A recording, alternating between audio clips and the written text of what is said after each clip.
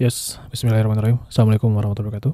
Teman-teman, kembali lagi dengan Dan Baikod. Dan di hari pertama ini, seperti yang saya bilang sebelumnya, kita akan belajar mengenai Postman. Dan sebelum kita memahami perintah-perintah di API gitu ya, seperti get, kemudian put, post, dan lain-lain. Di hari pertama ini, teman-teman harus setup terlebih dahulu ya. Jadi, yang pertama, kita harus men-set up si Postman gitu ya, agar kalian bisa mengetes API dengan lebih enak gitu ya dalam mempelajari API. Oke, jadi yang pertama teman-teman masuk ke dalam postman.com, kemudian kalian pilih sign up for free. Nah, di sini ada pilihannya. Jadi teman-teman bisa sign up with Google, kemudian GitHub, ataupun kalian bisa mengisikan email dalam 3 inputan ini. Nah, di sini yang paling mudah adalah kita menggunakan Google. Oke, karena semua orang punya Google atau Gmail ya di dalam Android-nya. Jadi kita pakai ini aja, sign up with Google. Kita klik ini saja, dan di sini saya pakai yang ini ya, emailnya. Kita continue. Oke. Di sini ada tulisan Welcome to Postman. Oke. Di sini kalian pilih what best describe your role. Kalian pilih quality engineer. Oke. Kemudian continue. Tunggu progresnya. Dan di sini tuh Postman dia itu menyediakan paket ya. Ada basic, ada profesional, dan enterprise. Nah, di sini teman-teman kita fokusnya aja langsung ke free plan ya. Kemudian di sini kita langsung aja continue, dan oke, kita sisi strip saja ya. Let's go.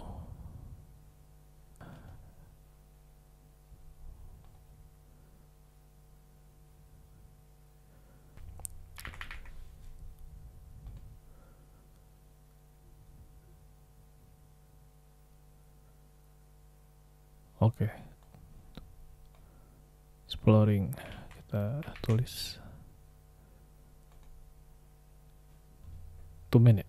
ada yang kayak gitu. Dulu nggak ada. Oke.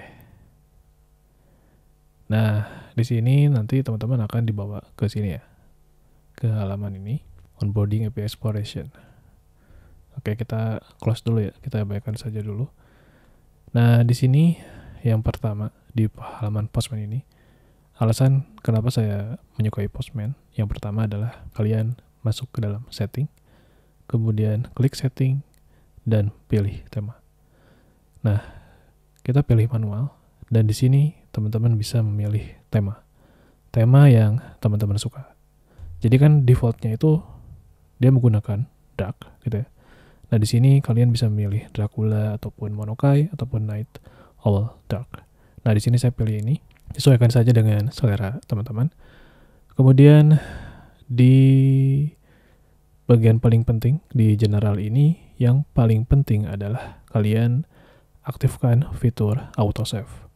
Fitur autosave di sini adalah ketika kalian menambahkan API atau endpoint, entah itu misalkan get list data ataupun post, ataupun kalian nantinya akan pelajari menulis script baik itu di pre-request ataupun post. Nah, fitur autosave ini sangat-sangat berguna. Jadi kalian tidak perlu mengetikkan manual Ctrl S.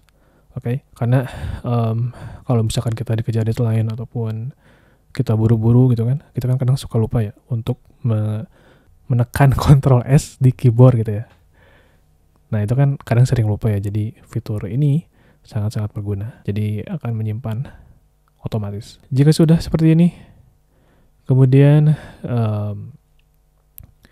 di sini teman-teman kita hapus saja. Delete. Nah, untuk mendelete-nya kalian tulis delete. Oke, sudah terhapus, dan di sini kalian bisa membuat workspace baru ya untuk pekerjaan kalian. Di sini kita langsung aja klik next.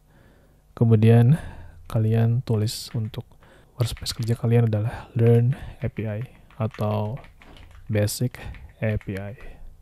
Jika sudah, di sini pilih Only You dan Create. Oke.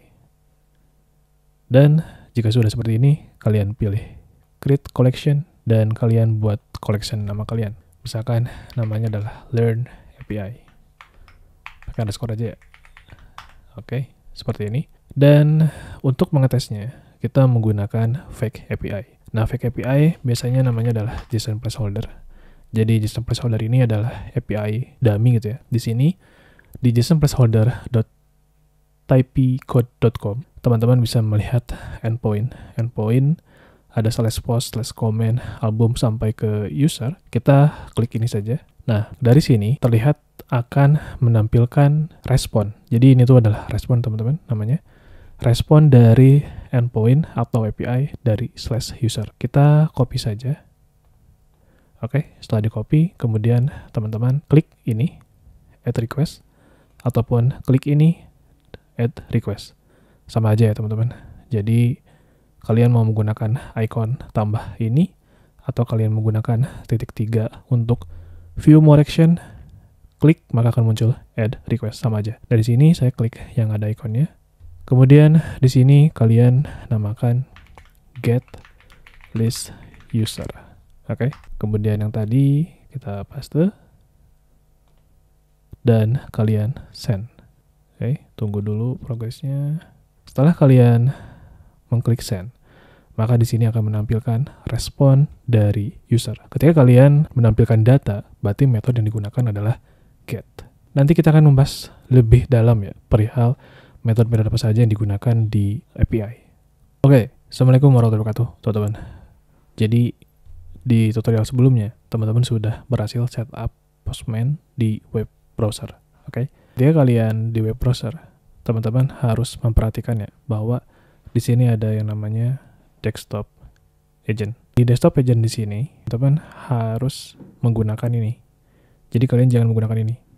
Kalau misalnya kalian menggunakan ini, maka dia akan menggunakan ini. Certification dan ininya bakal terpakai gitu ya. Misalkan sudah penuh, maka kalian harus menjadi daftar premium. Kalau tidak salah gitu sih ya.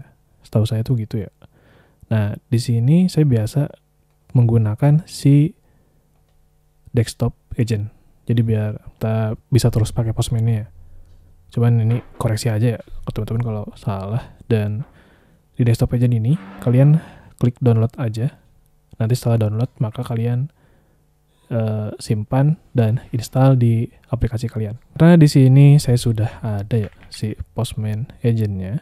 Nah, ini saya sudah ada si Postman agent-nya. Jadi di sini saya otomatis langsung ada desktop agent gitu.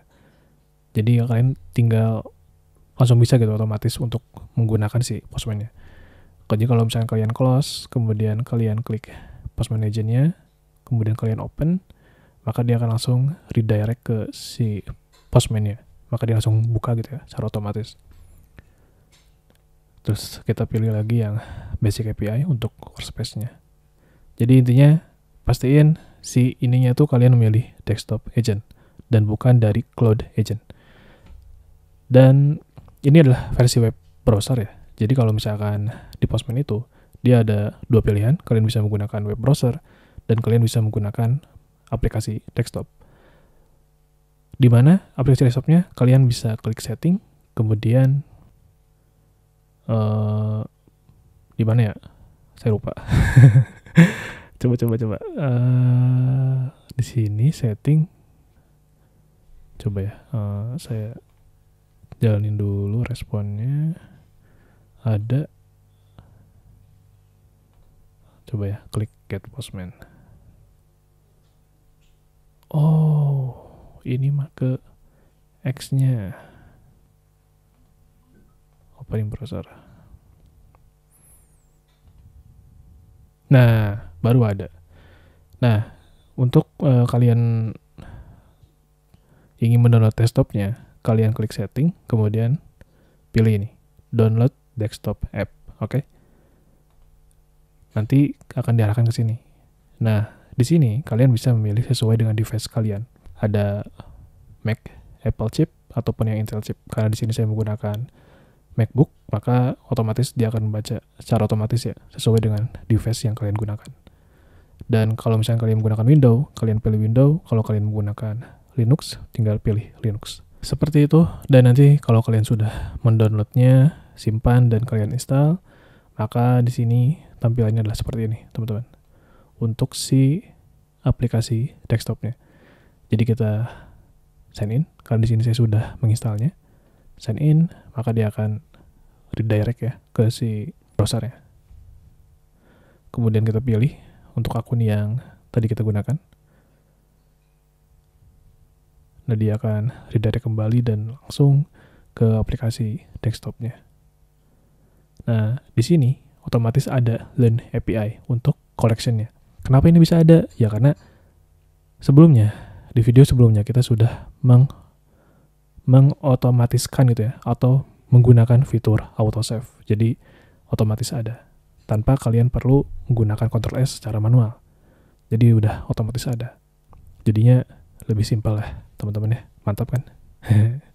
Oke, kemudian dari sini sih teman-teman, kalau misalkan kalian tadi klik setting ininya nggak ada ya, kalian bisa tulis aja ya di ini, di pencarian Postman desktop download. Klik aja ini dan langsung ke sini. Oke.